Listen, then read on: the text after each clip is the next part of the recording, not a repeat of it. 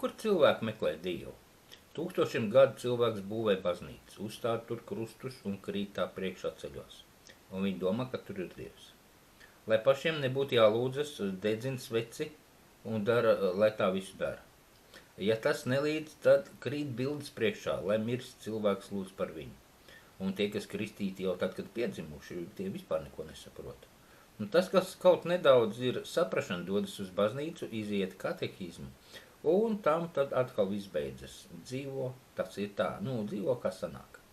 Atnāc reiz nedēļā, un tu jau esi debesīs. Ja ieliks kastīte eiro, labāk vairs vispār nevar būt. Taču kur paliek Dieva vārds, Dieva griba? Dievs nemājo cilvēku celtās ēkās, bet ticīgajos, kas pilda Dieva gribu. Dievs mājo savos mācekļos, cilvēkos, kas sludina Dieva vārdu, cilvēkos, caur kuriem Dievs būvē savu baznīcu no citiem cilvēkiem.